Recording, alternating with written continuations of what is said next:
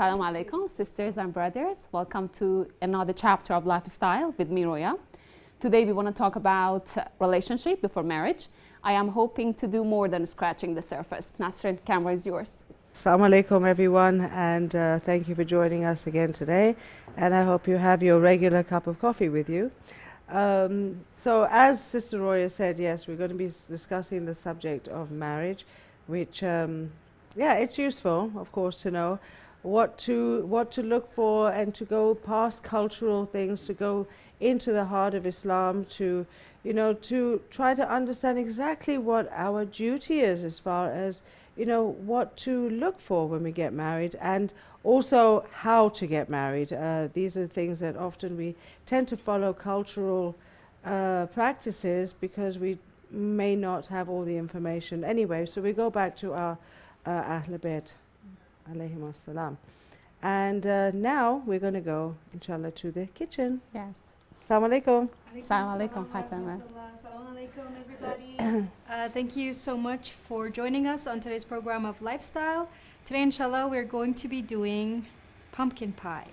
Stay tuned. Thank you very much. And today we are more than honored to have Mr. Najafi here. Assalamu alaikum, Mr. Najafi. Wa alaikum assalam, rahmatullah. So today we want to talk about, relationship before marriage. Am I right? Yes, inshallah. So, first of all, I really want you to clarify for me, what do we exactly mean by relationship before marriage? I want to say, so a simple greeting can be relationship.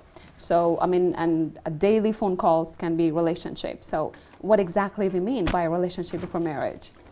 Yeah, Bismillah ar-Rahman ar-Rahim. Well, as a human being, we are made of body and our soul. So, if we want to choose someone as a partner of our rest of the life, yes, so definitely we need to know exactly in detail that partner, that inshallah our partner of our life. So we need to know, for knowing that we need some kind of relationship. yes, And the relationship which all human beings, even logically, we all can understand is the relationship which really helps our future, Okay. deep relationship after the marriage. Okay. So that kind of logical relationship we are talking about. So you are classifying relationships here. Exactly. So rational and irrational ones. Exactly, yeah, So definitely. I wish I could know more about it. So which one goes under irrational? So classification, and which one goes under the rational ones? Yeah, because as a human being, again, our heart and our mind, that is the most valuable, we can say, the part of our body. So we have to really, really care about heart, about our emotion, Yes. to give to someone before definitely thinking and before analyzing. So as a human being, because we have that intellect, so we have to use over here that intellect to choose the best partner in our lives. So Yes. we need to go just to the limit which helps. Otherwise, if we cross the limits, Yes. so we are harming ourselves, we are Yes. harming our emotions and our Yes. mind and our heart, and that is so important, because the rest of the life we will just, we will live the damaged life, because Yes. heart, Yes. heart is a heart. Yeah, heart is a physically, heart. yeah, Yes, definitely. that's true. Yeah. So I want to go for this one. So when we enter in a relationship, so we want to end up marrying. Not always. Okay. Yeah. So but what we are looking for in a relationship. So can we say we have different kind of relationships, or people start a relationship, initiate one because they are looking for different purposes? Because I believe, when a woman, because I'm a woman, I want to go for a woman. When a woman starts a relationship, I guess the woman is looking for something. She's hoping to end up marrying the man. So is that true or not? So people enter or start a relationship for other reasons too? Yeah, there are so many surveys, and like people have done this research, that mostly there are so many differences between men and women, and men are not just having relationship or friendship with the women. That Yes. friendship doesn't have that limits. Our thoughts and our mentalities completely most of the time is different. Yes, exactly. So therefore, we have some different kind of, according to our, the way Allah, our Creator, has created us. We as a women, because we are more definitely emotional compared to the men, Yes. and therefore we need some kind of more. I think we have that control in that sense. Like we are looking for the truth, yeah. Yes. But men, from men's side, they are in a big test, in a big kind of challenge, and for that, the most modesty and chastity, and we can say that shame.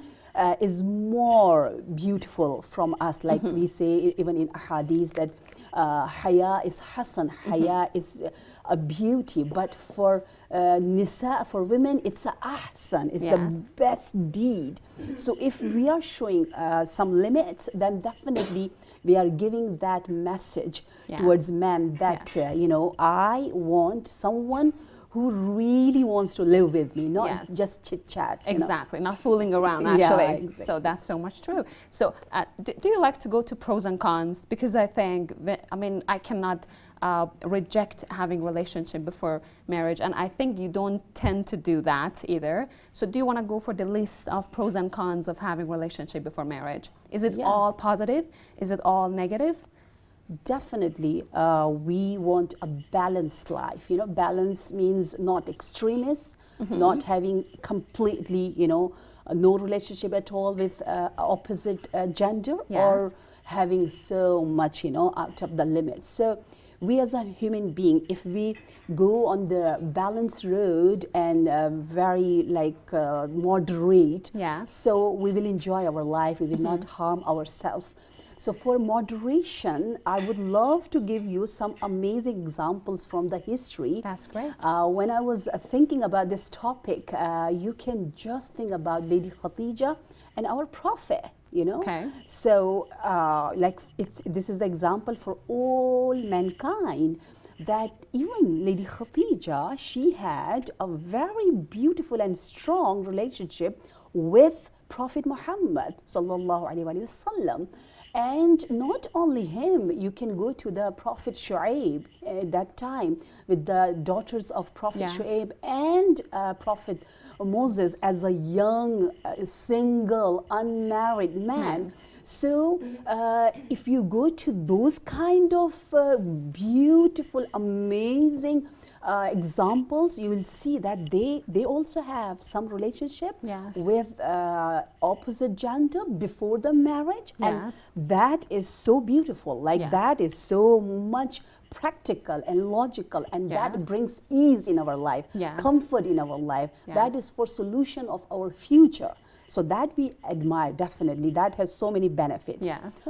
But if we cross the limits, for Yes. each and everything, even for eating Exactly. and sleeping, There is a limit. whatever Allah has given, all the beautiful blessings. Yes. So if we are using it out of the limit, then we will harming Exactly. ourselves. And there, our logic, even our aql is coming and, telling us to put that brake, and we as a rider, Yes. in the road of the life, we need that brake, especially when we sit to the opposite gender. Yes. Okay.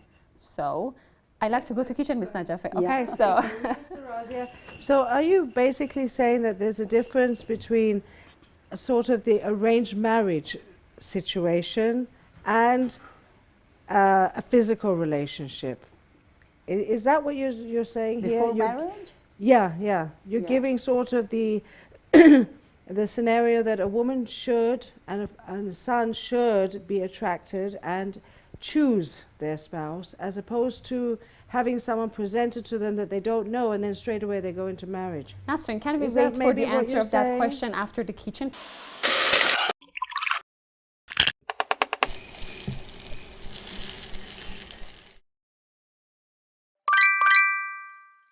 All right. So today we're going to be doing pumpkin pie, like I said, inshallah. And we're going to be talking more about the health benefits of pumpkin, besides the fact that pumpkin pie is truly wonderful. From Islam in particular, Yeah, right? definitely. Yeah. I'm going to start by making my tea. Okay, so as you know, we try to, like when we're doing any kind of dessert, we try to have like a drink as well, a warm drink with it. So today I thought we can do a demonstration of how we do Iranian style tea, because I know that chai, like the Pakistani type of tea, is really, really yummy, and I personally love it. But a lot of people ask me, how do you Iranians make tea? So here we go, Bismillah. Do we have a technique for that, Fatima? Well, I guess we make it so Yeah, much that we really? think we take it for granted that we Okay, don't have a so- technique. Method. Okay. But you know, unfortunately, a lot of people when they make tea, they use tea bags, and that's very unfortunate. It's just like having coffee, expecting the effect of like the caffeine kick, Yes. but drinking instant coffee, the mixes, they're like so Yeah. different, you know. So this is exactly the same. You can't have the same flavor. So this is like boiling like crazy. Going to take that. Bismillah. All right. I'm just going to pour my water. And to that, okay, so it depends on what type of tea you're using, and there's so many different kinds of tea. And I like to use the organic teas from the tea fields of the north of Iran. They're the best. But there are so many different kinds of tea out there. Use whichever one. Here I have 1.5 tablespoon of tea. And you don't need to have the ones that have like a flavor to them, because we're going to be adding our own flavor to this.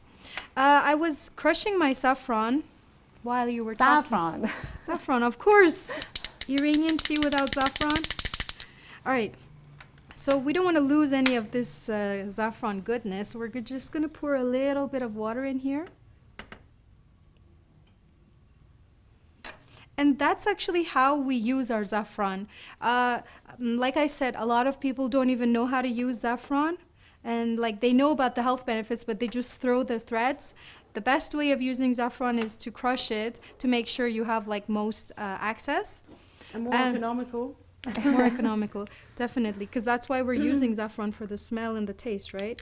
And then I'm going to add 1 stick of cinnamon, actually a big stick, and cardamom. When you're using cardamom, make sure that you open it. And one more thing, we Iranians do not like our tea to bubble. So like, unlike the Pakistani chai that it has to actually boil, the tea bag has to boil.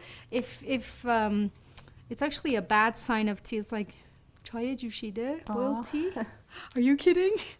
So we're just gonna add a lot of water to that. All right, now besides this, I have my pan running. I mean, it's heated. The reason is that I like to, for the pumpkin pie, we're done here for the tea, yeah? I'm just gonna add a little bit more water. It's, Fatima, did you know even in Iran, tea is served in different ways? Like in south of Iran, I Really? mean, the tea needs to be really dark and Yeah. Yeah. strong. with So lots the of darker, sugar. the I guess it's better. the effect of the culture from Iraq, right? I Because guess Iraqis so. love their tea like really dark. Small, And small, some teeny, don't put tiny in the cups. hill. Some All don't right. put in the hill or the Yes. cinnamon. Cardamom, yeah, a lot And of people can't don't even make like it. without, A lot of people say like we just like plain tea. So I have my pan going here. Now we're gonna start with the pumpkin pie. Bismillahirrahmanirrahim. We have 2 cups of pumpkin puree that I've actually, this is homemade pumpkin puree, and I strongly suggest you make your own homemade pumpkin puree. Do not buy the cans. You know how much preservatives they have in order for, if you keep this in the fridge, it's gonna go bad in like a week or something, right? Because it's natural. So when you have it in the can for like, and it's best before like a year, you know, you can imagine. So I'm gonna roast this. I'm actually gonna put a little bit of water in here because that's why. So for the This was puree, crazy. You just take the stuffing and then you just blend it. Yeah, so I'm gonna roast my pumpkin puree. You know why? Not only because of the pumpkin puree, also the spices. Remember last time we talked about how the Pakistanis always, or like yeah, I guess Pakistanis, they use the most kind of spices and the most flavor of spices in their food. Yeah. That's because they sort of roast the Indians, spices. Pakistanis, yeah. Yeah, they roast their spices and they want to get like all that goodness out of it. So we're going to do that here. We're going to use that technique. We're going to roast our pumpkin, and I'm going to add my spices as well. When you're using spices, this also depends on your personal liking, how strong or, again, I'm going to say Flavorsome. cardamom-y or gingery you like your pie to taste like. A lot of people like it really strong. I like the flavors of cardamom and ginger to come out. So You can use also fresh ginger, right? As well, yeah, definitely. I mean, so I have More about benefits. 2 teaspoons of ground cinnamon, and also 1 teaspoon of ground ginger, and I have some fresh nutmeg. Like I said last time, always use fresh. We're just gonna ground a little bit. All right, to this, I'm going to add my sugars. I have half a cup of brown sugar, but I'm gonna explain to you, don't use dark brown sugar. Here, if this camera could show it, this is dark brown sugar. Like I said, this is like natural. The cinnamon and everything is so spices, yeah. strong. This is natural cane sugar. This is natural cane sugar. That's why it's so brown. It's very, very healthy, but you have to be careful when you're using in certain recipes, or if the look of it is very important for you.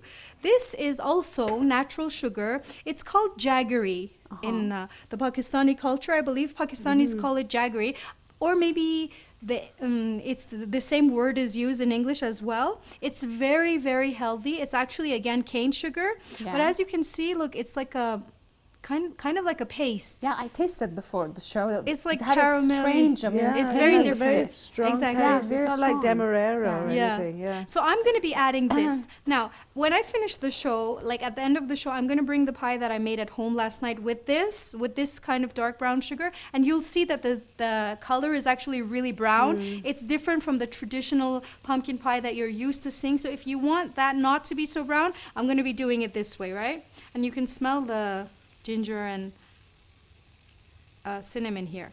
I'm going to add that in here. As you know, the sugar is going to sort of like melt. So that was half a cup of brown sugar. Fatima, is that sugar available everywhere? I mean, the sugar that you just used, because it was the first time. You can But it was use tasty. light brown sugar as well. Light brown sugar, or another trick that you can do is, if you don't have brown sugar of any kind at your disposal, you can use white sugar plus date syrup. Oh, Or the date syrup. yeah. Date It syrup. gives I a know what that very, is. very healthy bite. It Yeah. comes When from you eat South, it. I guess. Exactly, yeah. Date syrup or even grape syrup, you can add that. Or, what do you call it? There's another one, isn't there? Grape It'll syrup. come. It'll come to you come, yeah. later. Yeah. It's like at the tip of my tongue, but I can't remember. Anyhow, when I remember it, I'll tell you. So I have a third of a cup of white sugar. I'm going to add that. So like I said, you can just use 2/3 of a cup of white sugar and add like a tablespoon of grape syrup or date syrup to it. So I'm just going to start mixing that. And one more thing, I'm going to have to puree this, okay? I told you that I made my own pumpkin puree. So when I make pumpkin, when I take a pumpkin, and inshallah we're going to do a demo on how to roast a pumpkin at home when we do our next pumpkin recipe. You need to cut it in half and then put it cut side down in a hot oven until when you poke a knife inside it, it's ready. And then you can just peel off the meat inside with a spoon. That means that it's going to have threads inside it like mine does. It's not like a pure like baby food. It's not like that. So what I do is I blend it after to get the sugar and the pumpkin and everything pureed together. Okay. Okay. Thank you, And Fatima. there's some of the benefits of pumpkin Oh, yeah. is for the mind and the brain and intelligence. Yes. And it's better when you eat it with, when you cook it with lentils, because we know that lentils are the food of the prophets, and peace be upon them all. And it's actually, it says, the hadith say, this is from the hadith, that it brings tears, which means it softens the heart to that point. So pumpkin, because it's for the brain, And the lentils for the heart, what it does Yes. is it connects the two together and bringing happiness. Okay. Because there's no happiness That's without the good. mind and no happiness. So you can see that this is a very complete food for the intellectual faculties. And for of the me, body. pumpkin is very much pretty. It can make your kitchen pretty. Yeah, definitely. Yes. Yeah, well, you see the orange. Yes. The orange is joy. Yes, of course. That's the It's signs really in the good for food. cold as well, cold and cough. It's Yeah. really good. And you know, like the way that I said, if you roast the pumpkin cut side down, then it releases a very, very delicious juice. That's so yummy. Thank you. Fatima, do you need us to stay No, with you? I'm just going to start rolling out my crust and then the Okay, camera so can Nasreen, I think you and Miss Najafi can have your moment right now. I don't remember. It's You caught okay. me off guard. Okay. Yeah. So I can get back to Miss Najafi. So do we want to continue our list of pros and cons, or no, you think that's enough? Yeah, we will discuss later on Okay. too, yeah? So I really like to go and see the Islamic approach toward actually relationship before marriage. Is it acceptable, by Islam to have relationship before marriage? Or do you think, I don't know, first of all, if Islam here has anything to say or not, but I'm interested to know whether the ideas of Islam are concrete. They haven't changed by the time. I just like to know this. Yeah, very good question. That definitely Islam has two kinds of rules and laws. One kind of rules and laws cannot change, and some kind of rules can change definitely according to the time and the period and the circumstances and Yes. the challenges. So the one which never change is definitely, as a human being, we all need that modesty, even men Modesty. and women both, and we need to protect ourselves. Yes. Because all this kind of protection which Islam is emphasizing and stressing a lot goes to our benefit. Islam is just helping us, making us healthy and making us to have a beautiful life. So Islamically, as we know that Islam is a moderate religion, and therefore Islam encourages to have a relationship, and that means that some kind of knowing each Yes, other. Yeah, exactly. that Islam is emphasizing a lot, and Islam says it's sometimes, especially for men, it's recommended. Yes. To It's see. recommend- Yeah, to see. To not see the women. what? Okay. Yeah, To see the woman. To see You mean- or to talk. Okay. Yeah. But nowadays, because if we want to talk now, the challenges we are facing. If we want to talk to the opposite gender, definitely we can talk, we can know each other, we can have some sittings.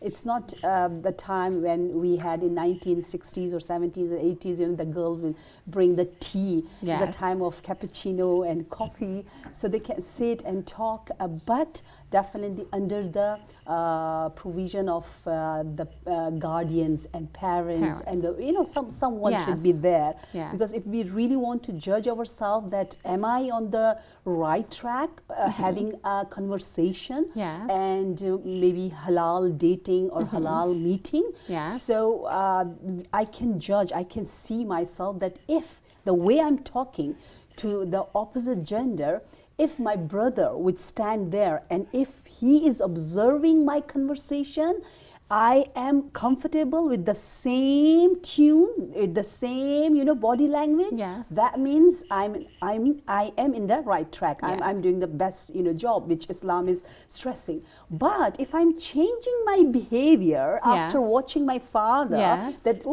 he is there, observing me, so that means I am going wrong. So Seriously? yeah. Oh my God. Okay. Yeah, why so- not? Because like you are talking to someone, Yes. to very like a serious topic, definitely because of life, not because of fun and just having entertainment. Yes. So if you're talking nicely to the opposite gender, then if a father is observing or brother or anyone else, you are feeling That's- comfortable. yes, Yeah, because you are exactly. doing something very, rational. But if you're not, then you don't feel comfortable. You change your tune of the way you are talking and your body language, whatever, the topic, the subject. Yes. So that means I'm not doing according to what I really need to do. Okay, so when Yeah. you told me that, so we need someone to be there, I Yeah, thought it's better. I mean, yeah. so I mean, if I am sitting in a room talking to a man that I'm supposed to marry, my father needs to be there. No, yeah. If especially if I'm going out of the house, yeah, Yes. it's better. Especially for very young, maybe teenagers, because they Yes. are not pretty mature. Yeah, because practically I've seen when I go to the counseling and I meet the people, I've seen that usually when we sit, the opposite gender. If we don't have any limits, Yes. then even shaitan, he is addressing Prophet Moses and Yes. he's saying, "Oh Moses, listen to me." Look at this hadith, is so wonderful. And listen to me, my advice. So Prophet Moses is astonished that what kind of advice you are giving to me. So Shaitan, he says, like, my advice is that never sit with non-mahram and opposite gender without having any kind of means legal relationship. Don't sit, otherwise I would be the third person, khalwat, Yes. sitting all alone with the opposite gender, and if we don't have any limits. So Yes. Islam never ever definitely allows us those kind of relationship and conversation. But if we are having nice conversation, then we can even talk the same topics in front of, if someone is watching us, we are comfortable, Okay, because yes, that's- we're talking about something very genuine, very serious about life, because we are not allowed to just have a fun and joke and too much, out Too of the much. limits. Yeah, definitely. So yeah.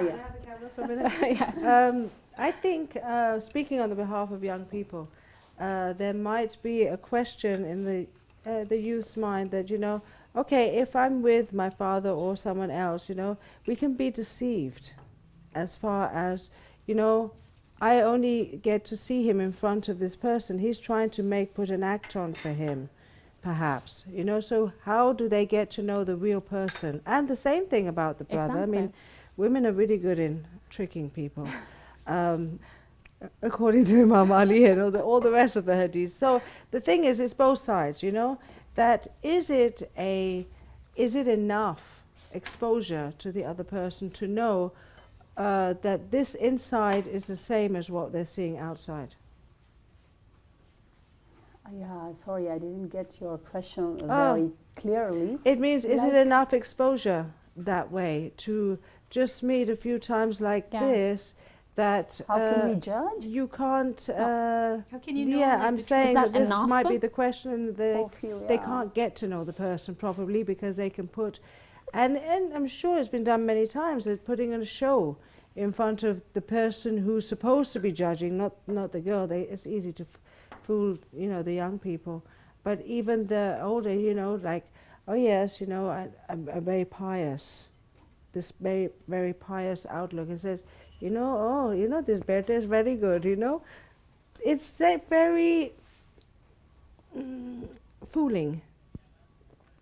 Yeah, so you are saying if we meet opposite gender in front of our guardians or whatever, father or brother, can be fooled. yeah, or if we meet them without them, Because it's better. Like, no, Oh, I'm no. saying that this is a question. uh-huh. How will you answer the youth if they ask it?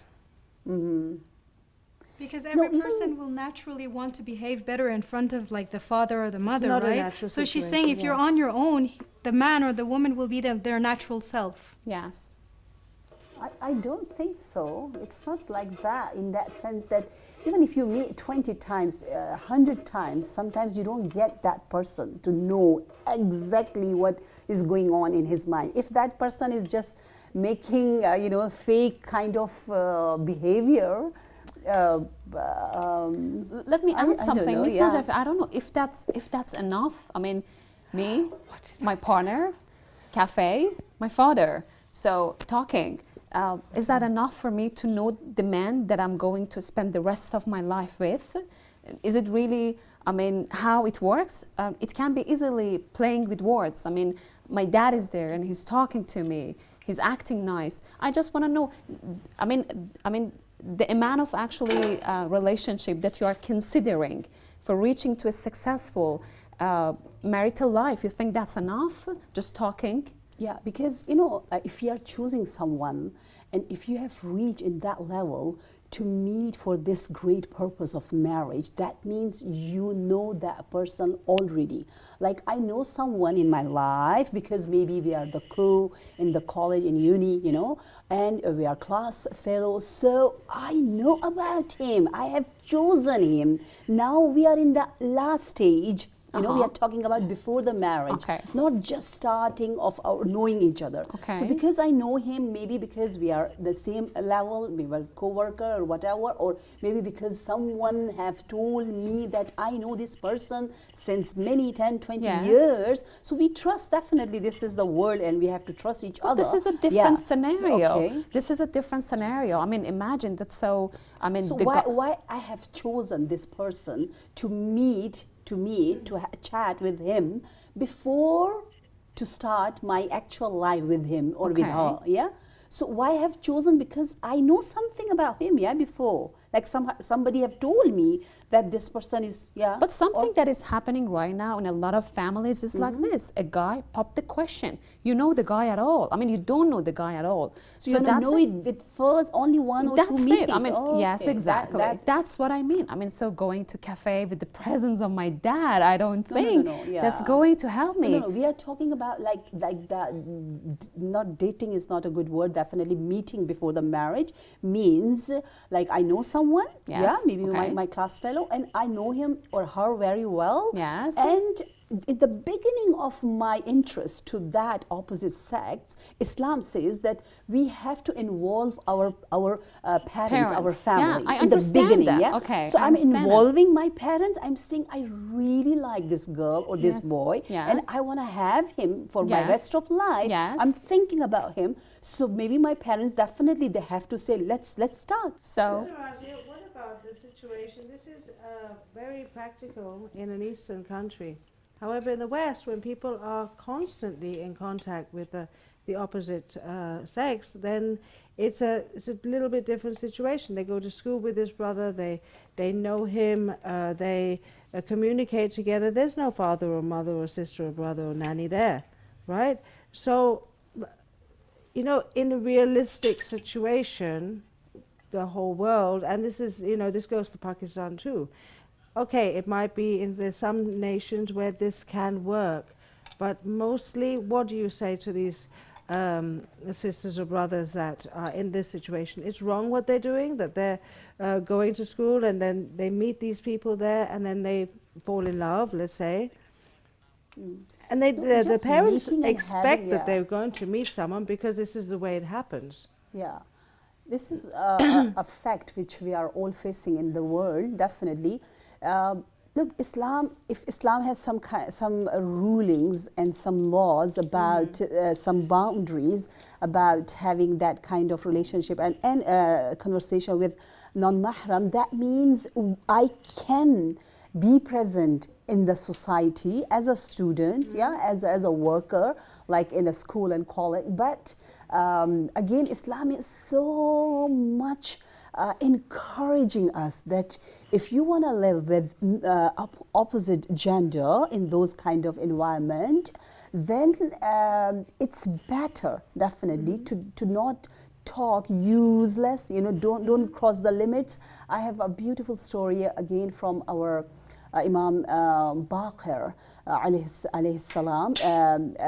He met a companion and he was upset from him. And the companion, he asked that why you are upset.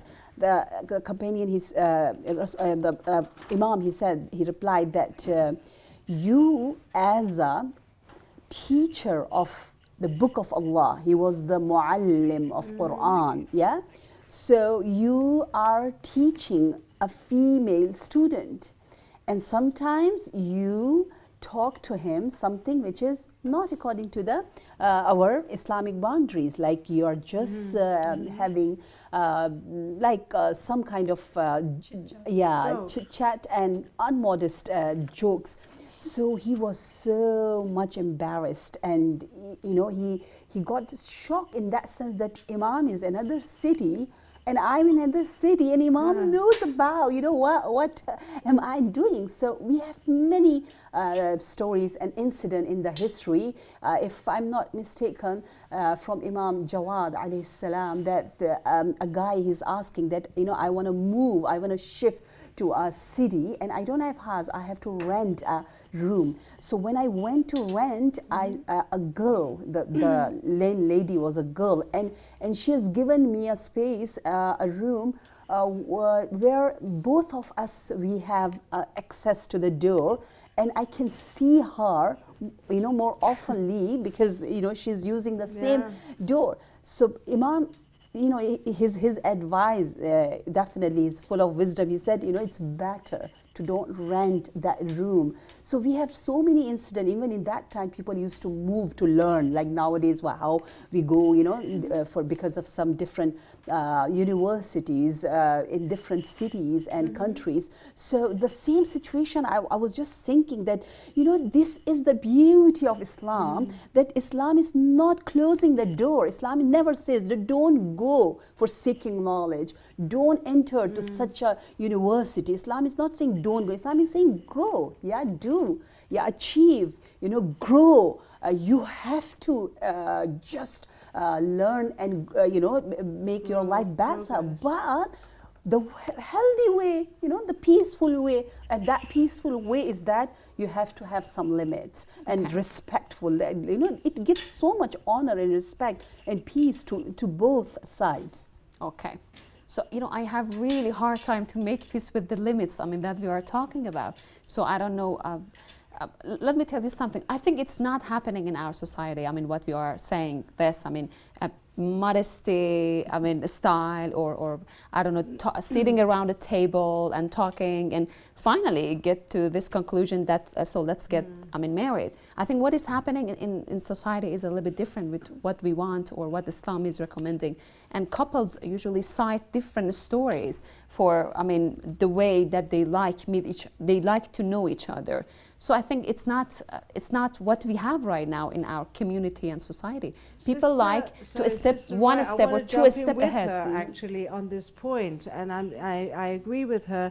And not only is it not the same in our society, but often we find that the youth are actually the ones doing the right thing, and it's actually the elders who are guiding them towards the wrong way.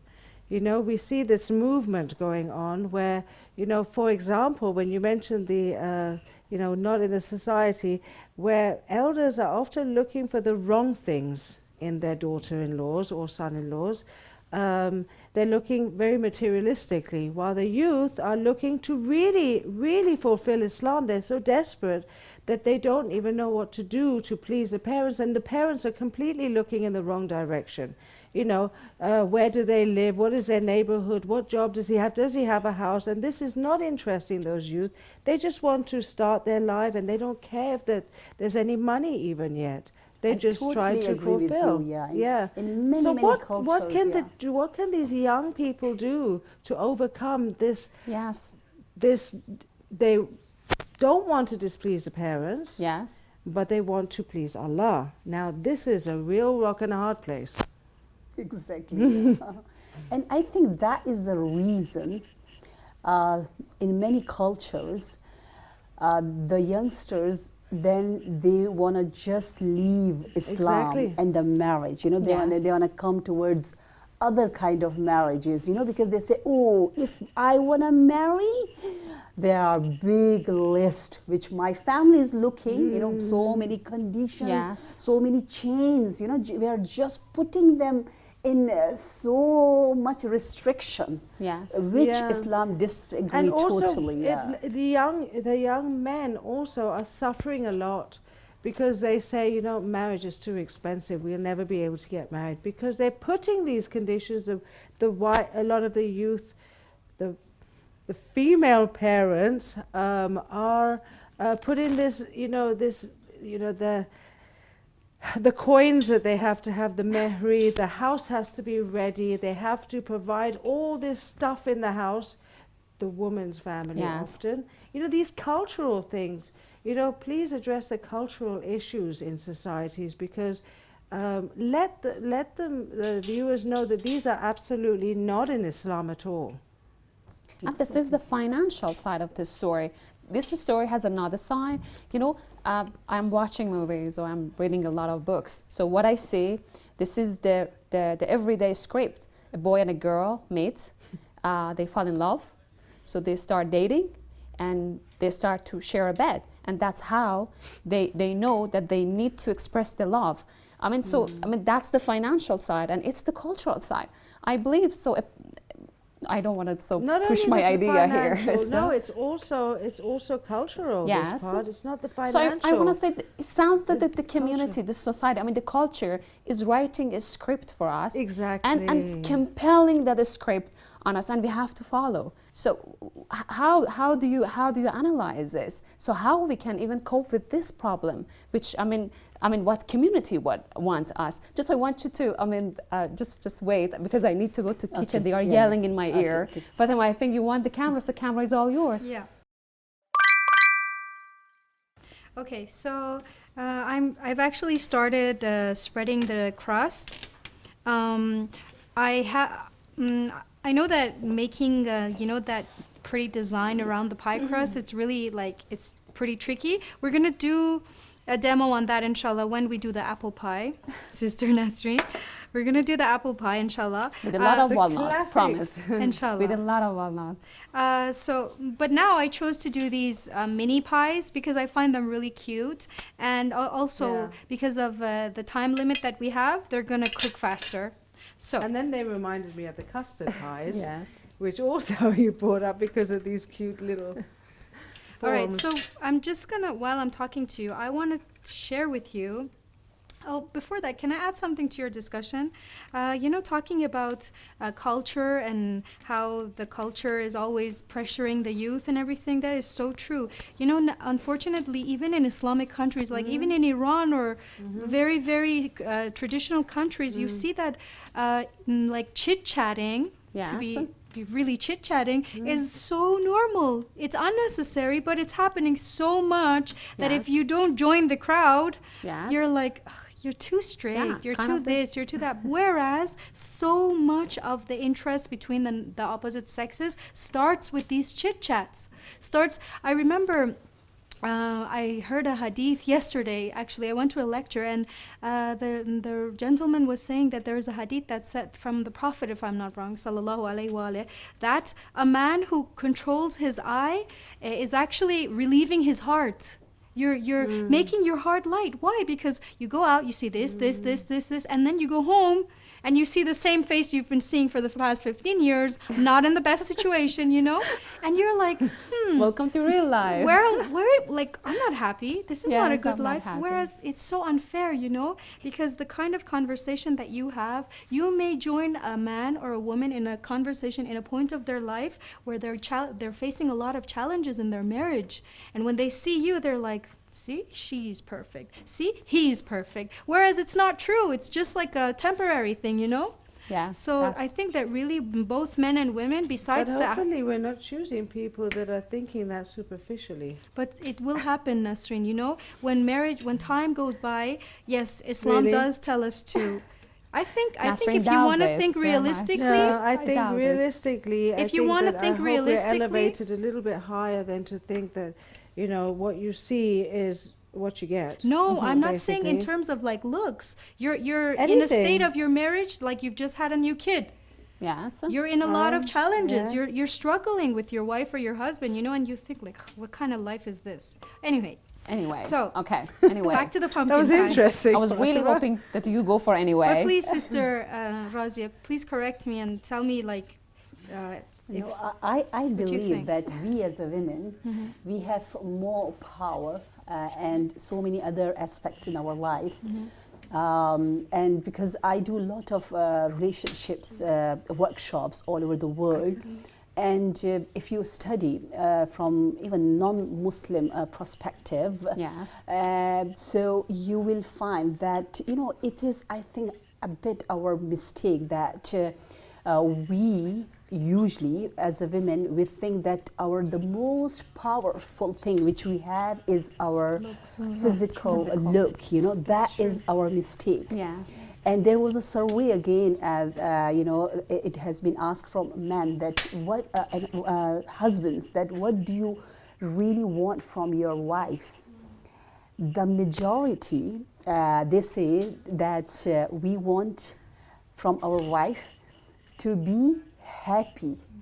You know, they really want to listen that you are bringing wonders in my life, you know, like you are just making me happy because of you. I'm feeling this, you know, that is the most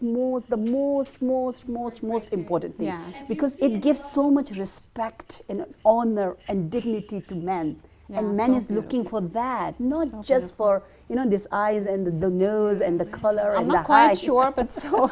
No, it's No, you see, 100%. in You know, yeah. Yes, I was joking. I'm In so a lot sorry. of couples that are married to models, you know, the most beautiful women, a lot of them don't have happy marriages. So that's exactly a proof for what you're Because saying. we as a human being, we are not marrying each other's Looks. body. You know, like we are made of our soul. Yes. Yeah. It's a meeting of two spirits, you know, two minds. So if if I'm the perfect, for example, like a model, and if I don't have that kind of, you know, beauty in my soul, Exactly. in my spirit, Yes. then how come, you know, I can satisfy my partner? Yes, Yeah, that's exactly. true. We're 7 energy centers, actually. You know, Exactly, the yeah. intellect and the third eye and the expression and the heart and the action and this, you know, and then there's Unfortunately, the nowadays, just, the animal part of you know, us. we are focusing on our just only Yeah. one part, And and, again, that this is is- the imbalance, you know, Yes, and which exactly. brings so many, you know, sufferings and Yeah. you know,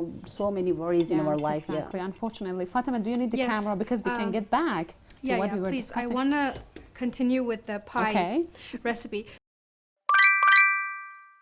So, like I said, I'm using mini pies. I'm using aluminum trays because, like I said, Aluminium in English. aluminum. Anyway, I'm using these because they're smaller, they cook faster, they actually take heat quickly. But so I sort of rolled out the dough. I floured my surface, and my oven is being preheated to 210 degrees. We want a really hot oven for pies. The reason is because we want to strike it with a really like heat shock, and then we're going to lower the heat so it doesn't burn down because we have a lot of layers of butter inside, right? Actually, my crust has been laying out for quite some time now, so I've made these molds. I'm going to fill them, but before that, I'm going to pop them in the freezer for about 10 minutes to get that butter sort of like hardened again, and then I'm going to fill them. Now, with the filling of the pie, so this is our pumpkin puree and our sugars and our spices, okay? Always in sweets, you have to add salt because it brings out the flavor of everything Yes. together. The But best chocolates are with the salt. Yes. Yeah. Have you noticed? Yeah. But because jaggery, the brown sugar that I was using, does have like a sort of salty aftertaste, I'm gonna add like very Tinge of a pinch of salt. Yeah. That's it, because I don't want it to be too salty. Then I'm going to puree it. Remember, I said I haven't pureed before, so.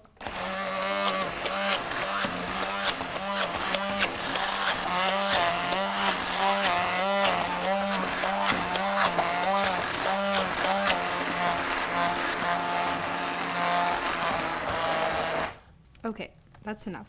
Okay, one more thing that I want to add about making pies is that you don't want to overmix a pie. You're not going to use an electric mixer or a stand mixer and start beating it. Why? Because this is not a cake. We don't want to aerate it. The more you beat your eggs, when your pie actually finishes cooking, it's going to sort of rise and then it's going to crack. So it's going to get a really ugly look to it. So we don't want to overmix the batter. To this, I'm going to add 1.5 cups of heavy cream. Now, the heavy cream that we have here in Iran, I'm sure it's... Sorry, the batter, you're talking about the actual fruit part of it, not the pie? this one, Yeah. the mix, the Uh-huh, puree mix. okay. Yeah, we're not gonna mix this too much. And the crust, we already had it in the Yeah, previous that's why I program. was So, asking. so I'm gonna add my 1.5 cups of cream. Cream. As you can see, this cream looks different from what we're used to. Mhm. That's actually quite runny, but this is how And we have Fatima, it. again, it's And too a much lot of cream. It's a half. It's a 1.5 cups of Too cream. much cream. Okay. Yeah, 1.5 cups.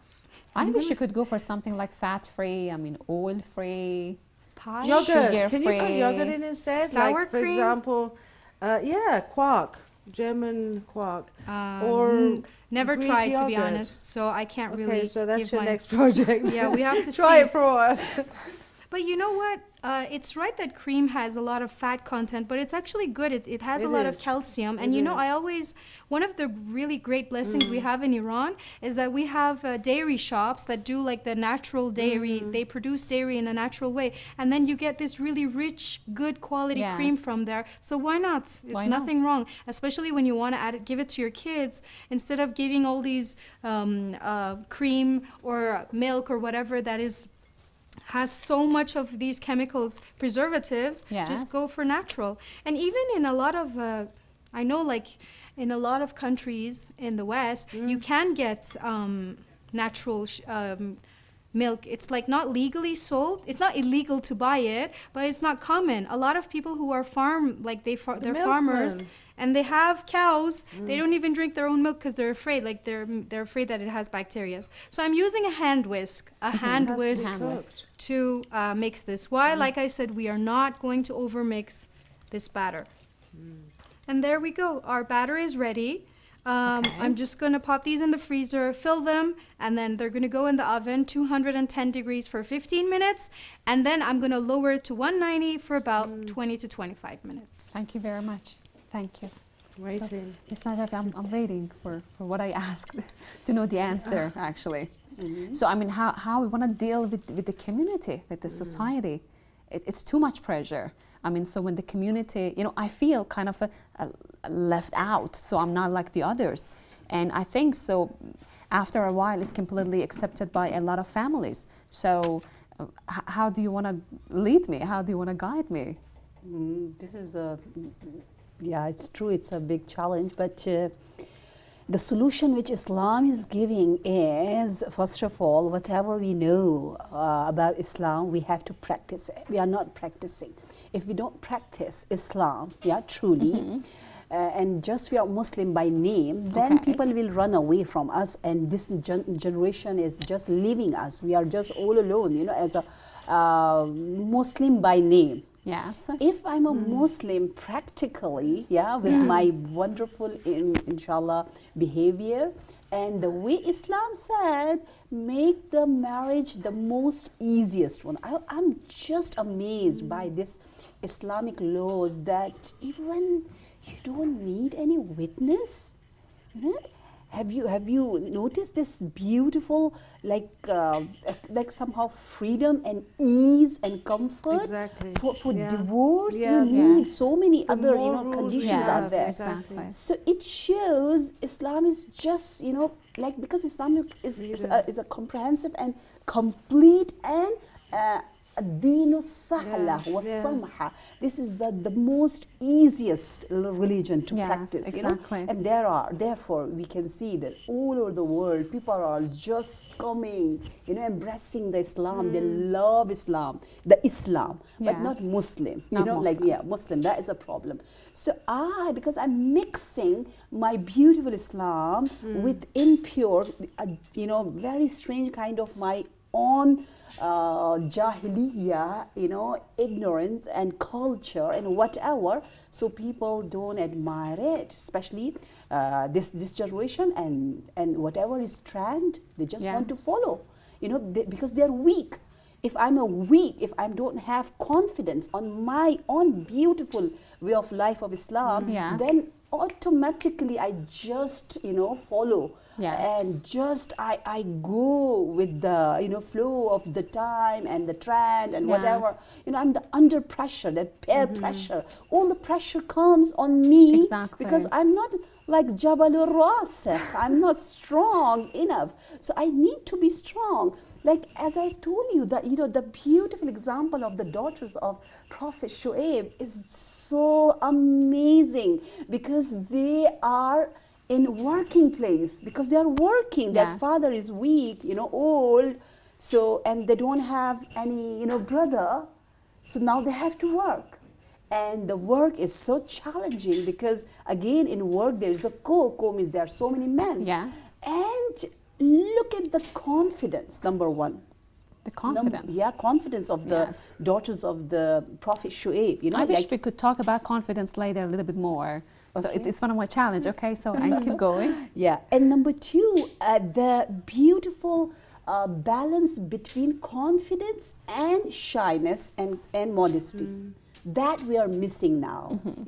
Nowadays, if someone is modest, maybe we think, oh, she doesn't have confidence. Yes.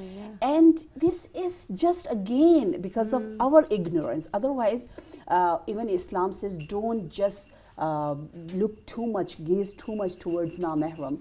I remember I was in one of the conferences, and the topic was confidence, and they were saying, no, Islam, whatever Islam says is not according to the need of the this era at the time, because we have to look at other, like constantly, and so we are just following, other cultures, because we don't know why Islam said, and what is the reason, and what is the benefit.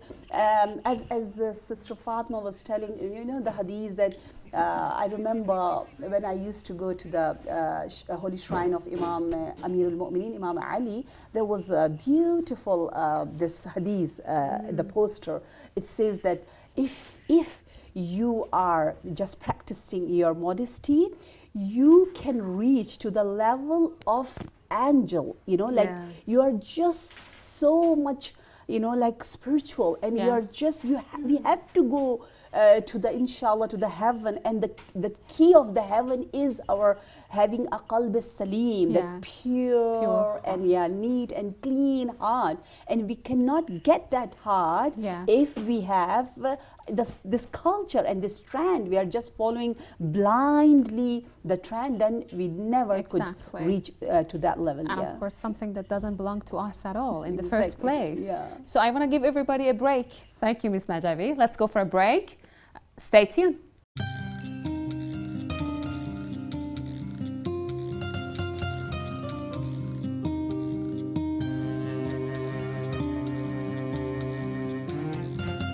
Whenever you are shopping for food, always check the ingredients of what you are about to purchase.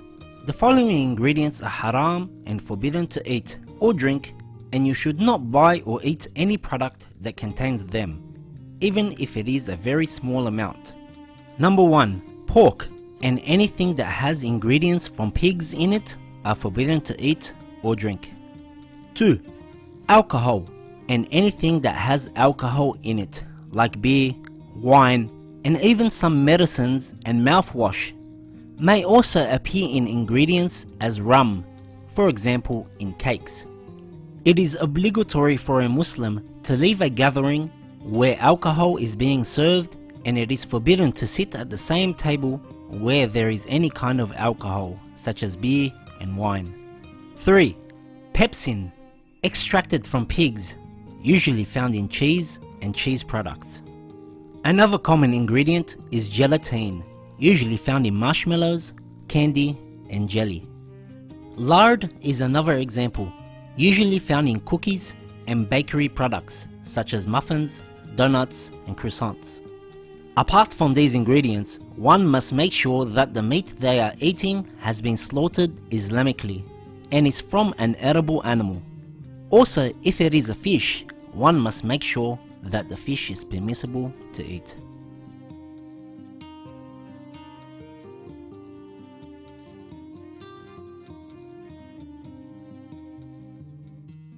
Welcome back. We're gonna go straight to the kitchen. Fatima, you have all the cameras. All the cameras. All the cameras. All the cameras in the are world. on you. The start the kitchen. Creepy. Okay, so these little guys, little ladies actually, they were resting in the freezer for about 15 minutes. So now the crust is quite what do you call it? Solid? Yeah, solid. This is going to help also releasing, because I'm not using any parchment paper or anything to get these out. So it's actually going to help with that. So you didn't put anything underneath? Nothing, no. And I'm hoping Uh-oh. and I'm praying that they actually come out and the Bismillah will do the trick. So I also cut out these leaf-shaped from these leaf shapes from the crust. So what I used was, let me show. What I used was this shape of mold. So you just have to, when you're rolling out your crust, you have to put this over it. Then you have to press it down to make sure that the pattern on the leaves are transferred to the surface of the pie. So I'm just going to go ahead and, decorate it. You so guys I think officially it means that we can. go ahead. Okay, Yes. thank you very much. So let's take one step ahead and talk about physical intimacy. So a lot of people believe that. So having physical intimacy before marriage can help them not to face any surprise after marriage. So is the good justification for having, physical intimacy and, sharing bed and on and on? Yeah, unfortunately, nowadays it's becoming a very common, in some cultures, not all the cultures, especially between the Muslim Ummah. And we very strongly believe that the one who has created us, he knows the best, our creator. Yes. That how we are going to enjoy this life fully or truly and thoroughly by having some physical intimacy before the marriage, or Yes. having it on the night of wedding, like we call it Laylatul Zifaf.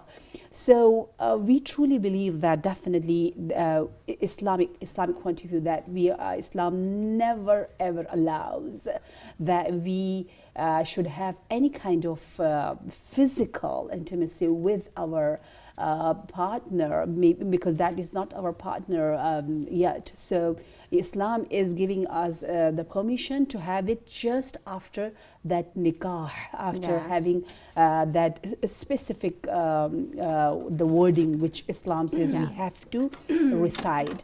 And I'm so surprised that, we have taken it very lightly sometimes, that, it's this nikah, the wordings are nothing, like we can say it in our language, or we can say it in other phrase. Yes. But how come, for being or entering to the way of Islam, to reverting towards Islam, we have to say some, definitely that we say shahadatain. Yeah, Yes. we need that exactly in Arabic. And even for slaughtering the animal, zibah. Yes. So we all believe that, even if we are not, pronouncing in Arabic, and we are not focusing towards the house of Allah, Kaaba, Yes. then that meat and that animal would not be halal. So we believe on all other aspects, but I don't know why when we come here, Yes. we take it so easily, and we say no, this is just dealing of two hearts, Yes. and because our hearts has clicked, so we can start just our life, and we need to have this experiment.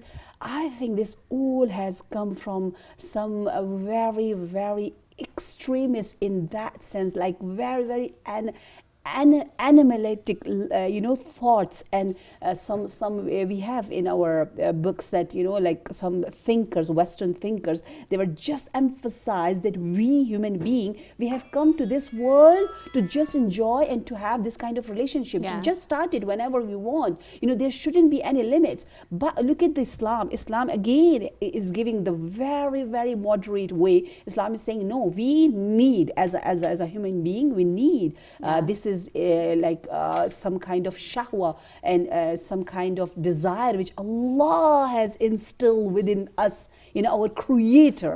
But Ms. Najaf, sometimes it's really difficult to fight against some reason that they bring for having physical intimacy before marriage. Something that I hear a lot from my friends, who go through this and they agree with this, is it goes like this. So what if my husband or the partner cannot fulfill my desire? So why I have to get aware of this after marriage? So why, I shouldn't give myself this chance to know this before marriage. It's something that I really cannot fight. I don't want to say I support it or I am the sponsor of this, but really I cannot fight against this. So what about this? If they are giving this kind of reason, then this is not logical at all. Like, if someone is a sick and abnormal person, those categories are definitely, those are very rare. Okay. Like we have some sick people that they can't have physical intimacy after the marriage, Yes. like they are maybe out of the, the norm, they are not Yes. normal.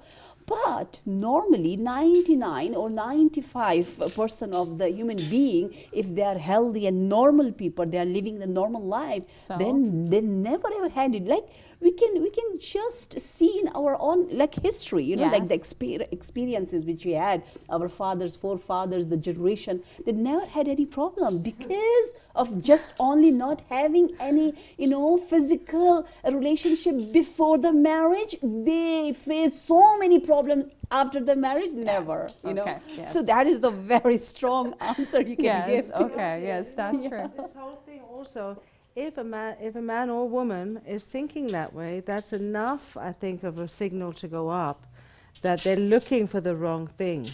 Exactly. They're know, looking for the wrong Because thing. because it is the human being, actually, human nature begins with the heart. And anything below the heart, if the heart is not open, is lust. Therefore, if they're worrying about these kind of things, that means that it's not going through the heart, and the heart is not being connected through Allah, but going through the world, which begins at the bottom. Yes. So, if they don't understand that, it's even worse. Maybe they're just I mean, way it's too mostly outside Islam. from the male side, yeah? This is demand? mostly from Yeah? the male side, unfortunately, Yeah, yes. yeah. So Sister Nasreen is saying, Because I want to Wait, say, wait. correct Yeah, me if yeah. I'm wrong. So I believe, I don't want to again claim something, but I think so having physical intimacy is a part of a relationship for a man. But for women who are involved in this relationship is almost the whole life. So women give everything that they have. So, but the man has a very small share there. I think at the end of the story, so we are, if this relationship, end up nowhere, we are going to have a woman with a broken heart. So, and of course, I think the survivor of this story is always actually a man. exactly, that is the point. Yeah, you have brought See? us in the the core of our discussion, and that is the point that Islam and Allah, definitely our Creator, is just protecting, especially us, Yes. because we are the victim. Most of the time women are the victim. So this Islam is as a survivor, as a one who's just putting this beautiful crown of ownership on the head of the women, that look, because you are manifesting my beautiful Exactly. attributes, Yes. so I'm giving you extra care, Yes. because you have such a important that attraction, and men can misuse you. So this Islam is protecting women from misusing of some lusty men, as you said, they don't have their mind and their heart with that person. They don't want life partner. They want Yes. just to play, and to have some fun with the opposite sex. So therefore, definitely, we appreciate and we understand,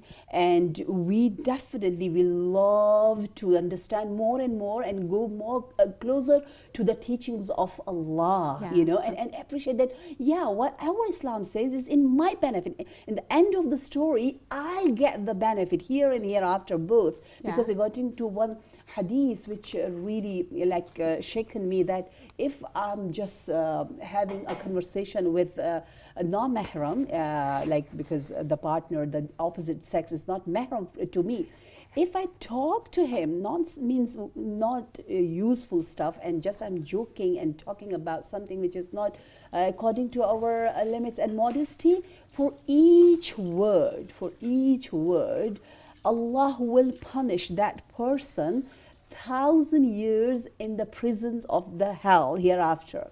So 1,000 years means a day of hereafter is, according to a chapter of Ma'arij, is 50,000 years a day.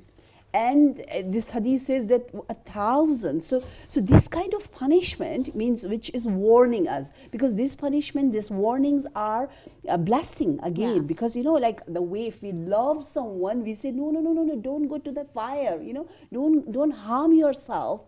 Look at for the big picture. Yes. Because the way mother wakes her child up for going to the school, it shows her love. Definitely, it's a restriction again, that she or he has to get up early. But this is the truly love which parents are showing towards their children. The same way here, Islam is showing the true love towards us, and genuine love, that if you want to have peaceful life, even I love the hadith which says that if you control your desires, your lust, then Allah will give you, in Arabic it's halawa. Halawa means that sweetness, that pleasure, that like maza. In Gujarati you say maja, in Urdu you say maza. That maza, that taste, the actual taste of life. The utmost sweetness which we can rejoice, we can get here in this planet. Allah will bestow all those perfectly, beautiful blessings if I win this, battlefield. This is my battlefield. This is my, jihad as a mujahida, because Allah has given me this amazing weapon of jamal and beauty. And therefore this hadith says, Jamalul Zakatul Jamali al-Ifaf. I really love it. I always say to my students, look, if you have something extra, if you have extra money, you have to pay zakat, you have to give some charity, you have to share it. If you don't have, then Allah will not ask. But if you have it, you have to. The same way we have extra beauty and attraction, so we have to pay something. We have to, because it's we can say it's a gift. We have to be very proud out of giving that charity. Like the rich person is so proud that zakat is wajib, incumbent upon me, because I have it. I'm the one who's the giving. I'm the giver. I'm not the one who's just taking. So we are the giver. So we have that high position. Yes. Oh my God. So you take us to the sky. I have to bring us down actually again with another question. So Ms. Najaf, if in a relationship a boy and a girl are serious about it, they want to end up marrying each other. Again, even in that situation, they cannot go for physical intimacy. Never ever. Okay. We can't. It's not healthy at all, because there's no need. What kind of need? These are all silly reasons which people are giving, even for homosexuality. I've seen so many documentaries and so many debates, the way, unfortunately, they are forcing in our mind. They are just, bombarding it because they want it. The way we don't need all this kind of some fashion, the way we are worshipping it and putting it pressure. Fashion is a good thing if we like it, if we want to do it. But sometimes a pressure, I can't afford, but I have to. Exactly. I have to. Why? Because it goes in their benefit, the factories, So the same way, there's a big, we can say, social pressure from the media.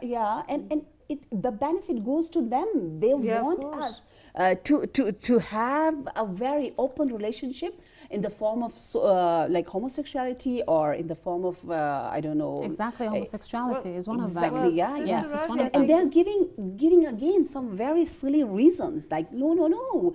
You know, some people they born like that. You know, Yes. but we have the answer that all, even the exactly. doctors, the medical, the the physical one, all. We have beautiful, evidence from not only Islamic point of view, but from other sciences too. Yeah, all the sciences, all the thinkers, all the logical people, the philosophers, whatever Islam says is completely according to the logic, the science, the correct. knowledge. Well, Yeah. I That's think the nice. point is we have to also recognize who is creating all these media pressures and messages. You know, we know that, and I think it's quite okay to mention that the Illuminati are behind these kind of things. You know, so if we know who's creating the movies, then it's easy to counteract in our minds. Oh, okay, well, that's not for me, Exactly. right? Ms. Najafi, I'm gonna go maybe for the last question, so this might be the last one. Something that right now society is trying to reinforce as a norm is white marriage or cohabitation. So, do you have any idea about it? Yeah, you're just reinforcing so many strange and new terms. Just I have to say, this term is yeah. really new. We have it only in Iran and possibly in France. So that's Exactly. all. So You Yeah. know, Yeah, that- it's totally the new. fact that it's a new term should tell us something, shouldn't it? I It's just like, want, where did it come from? If it's not in the hadith, it's not in the practice, it's a new term, yes, it's bigger. but it's going so Yeah. fast. I mean, actually, it's. Can you just give a bit the explanation? I Yeah. will. I think I'm able to do this. Well, So yeah. actually, there are a lot of problems for a boy and a girl in order to get hitched. So they want to start living, but they can't for a lot of reasons. Can be financial, can be any other thing. So they start to share a home, share a bed, but actually there is no commitment there. This is what is behind this actually, that we say there is no commitment. But commitment, I mean there is no wedding vows there. So that's all we know about white marriage, which is going widespread all around the country right now. So, and I just want to know, what's your idea? Is it really that much bad? I mean, white marriage, cohabitation, sharing a roof, not Yeah. having wedding vows. Yeah, I know, but the reason again is because we want to go towards and welcome this new kind of habit of starting life in couple form, because we don't get to fulfill our desires, our need by the, we can say, legal way, you know, like as you said, because of the financial problem. Someone wants to have a relationship or means marriage, you know, they call it marriage. Yeah. Marriage. They, White they marriage. really want to live together forever, like, you know, that is their intention. Supposed to be. Yeah, but they want to be free. Maybe they have this in their mind, like they want to be free, no any kind of restriction and laws, and I don't know, nothing is there. Just they love each other and they just want to start their life because they are thinking this is the, maybe they kept the name of white because this is white, White. but the actually the other we can say the haqiqa, the reality is that this is a black, you know, black, not white. Nice Because point. yeah, because we Or are red, the color of the devil. exactly, and the devil is just appreciating it a lot, like there would be a big function you know, in those words, because when, as I told before, that if you want to know Islamic perspective, that Islam never ever allows, you know, like Yes. we don't have, this is not a freedom again. Yes. This is, you know, like again, if you don't have any contract, yeah, Yes. nothing is there. Just we are living because we like each other and we want to live, but because there's nothing has written or nothing has, you know, going between us. So then anytime this relationship and this unity can break, you know, Okay. both are free, both are like they can take any decision anytime. Yes, exactly. So And it's, where is the freedom actually? I don't know why they call Yeah. it freedom instead of liberty, because what happens if the woman, and I say God forbid, that the woman becomes pregnant? Yes. So what is this child actually? You know, how can we prove actually without going into DNA testing and all that, that who's the father, what commitment does that father have, where's the proof? You know, Quran talks about writing everything down, and yet they want to say this is a freedom on top of it. Yes, that's true, of And course. I want to add something. You know, like in the West, there's this concept of bachelor party. Yes. It's such a problematic thing for me because, you know, you actually ask someone to marry you for the rest of your life, okay? So you come to the point of your senses in your life that, okay, now I want to settle down. And then the night before your wedding, as though you're going to be chained for the rest of your life, you have your last night of freedom. Yes, exactly. It's so contradictory. It's so insulting to the foundation of marriage, you know, and everybody laughs about it. They're having fun. What's fun? The woman is doing her stuff, the guy is doing his stuff, and then, Yes. you know, it's like they're laughing at the foundation that they're going to be making the next day, you know? Yes, yeah, that's true. So I think everybody agrees that it was very much controversial. Yeah. Ms. Najafi, do There's you want to no add something? controversy. There's no controversy whatsoever. It's forbidden. There's no question about it. It's just a mockery of, I don't know, I think the people who are actually doing it, people are laughing at them. Where does it fit into anything? You know, there's not even any other religion that would agree with that. Talk about Islam. Yeah, okay. yeah, none So of the there's divine no religion. controversy Yeah. there. None of the divine Because religion. divine religion all goes for our, you know, like, according to our nature. Exactly. According It to our- doesn't yeah. even go with With human na- yeah, nature. nature. Knows that it's wrong. Yeah. Even if you have no religion divine. Okay, but still we have a lot of questions that I'd like to continue them. I mean, next episode. There are a lot of questions for me, so I think we have to just wrap it up. I think it's almost ending. We want to go to kitchen. Fatima, are you done? Yeah. With the- This is the finale, the This hard is the part. finale. All right, so what I did here, Ms. Najafi, I Was- have to go to kitchen. You're going to Yeah. join me? No, no. Okay, so you're going to be here? Right. So I have to see what Fatima has done.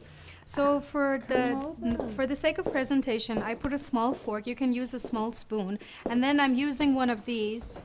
You know, they're like a small my sieve for tea. And you can just sprinkle Look some. at this. They're leaves. Am I right? I'm Yeah, so leaves. excited. I'm so sorry. No, it's okay.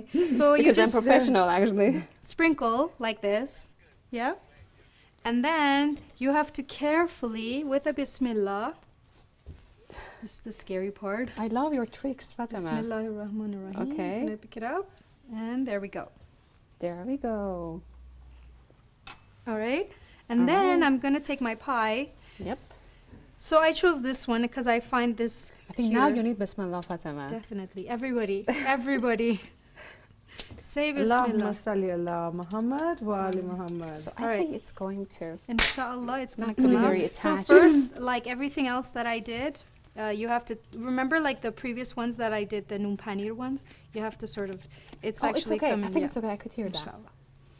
And I'm gonna turn it over. Yay. Voila. One down. There we go. There It's we done. go. That's really great. All right. So this was for the sake of demonstration. Beautiful. These are really Yes. hot. Oh, and one more thing. In order to know if your pie is ready or not, okay?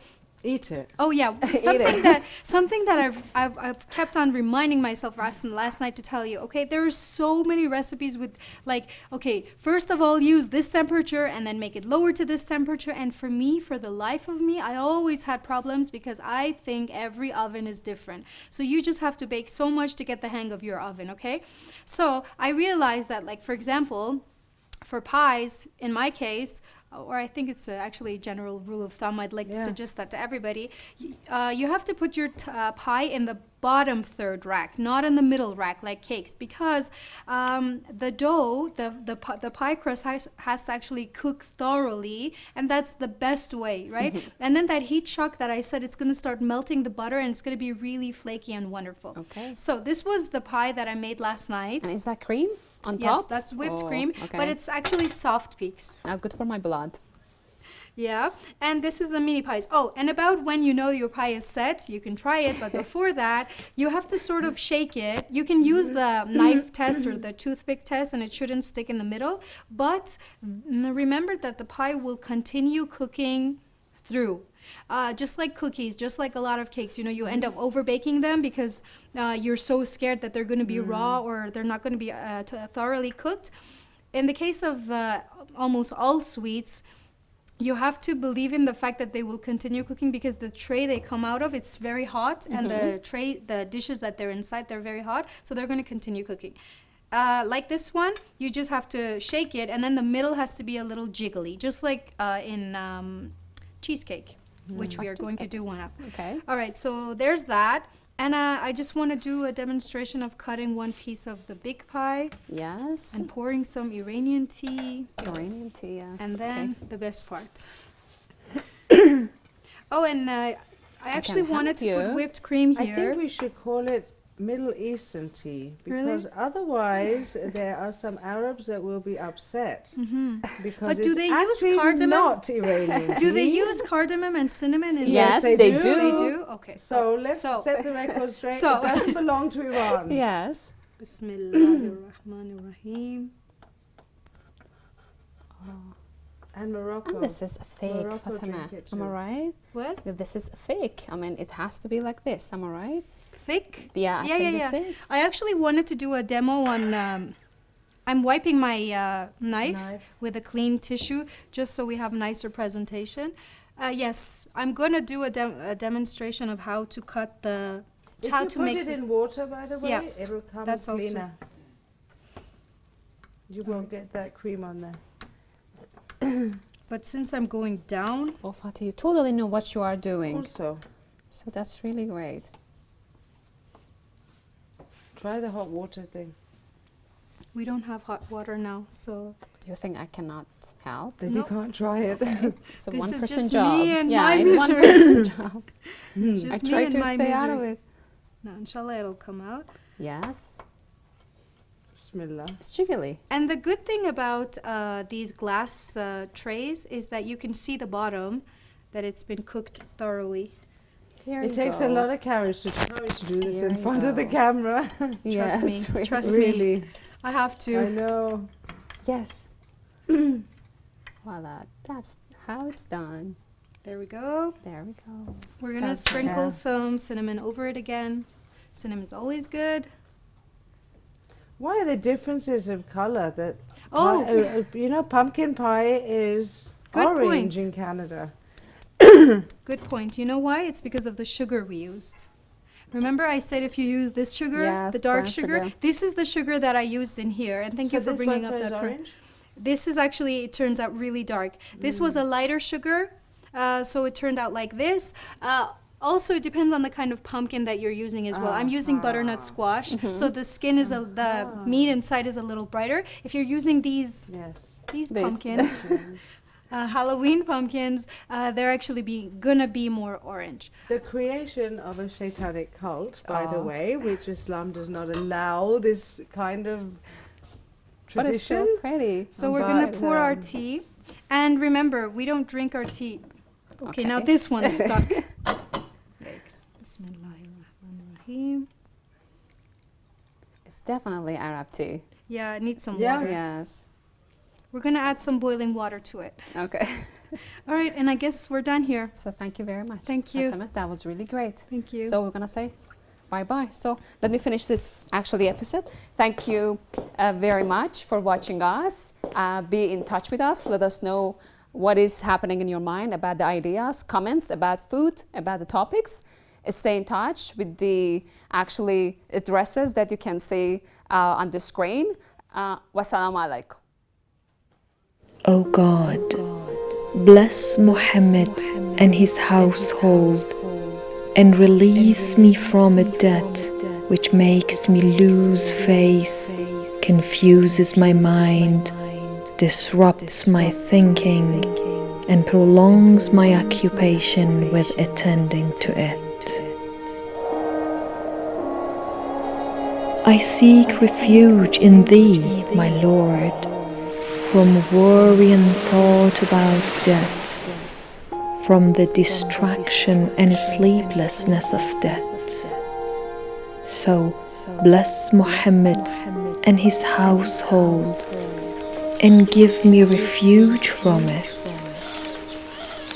I seek sanctuary in Thee, my Lord, from death's abasement in life and its ill effects after death. So bless Muhammad and his household and give me sanctuary from it through a bountiful plenty or a continually arriving sufficiency. O God, bless Muhammad and his household. Prevent me from extravagance and excess. Put me on the course of generous spending and moderation. Teach me excellent distribution. Hold me back through Thy gentleness from squandering. Allow me to attain my provisions through lawful means. Direct my spending toward the gateways of devotion and take away from me any possession which will bring forth pride in me, lead to insolence, or drag me in its heels to rebellion. O God, make me love the companionship of the poor and help me be their companion with excellent patience. Whenever Thou takest away from me the goods of this perishing world, store them for me in Thy abiding treasuries. Make this world's broken pieces which Thou hast conferred upon me, and its goods which Thou hast quickly granted to me, a way to reach Thy neighborhood, a link to Thy nearness, and a means to Thy garden. Verily, Thou art possessor of bounty abounding, and Thou art the munificent, the generous.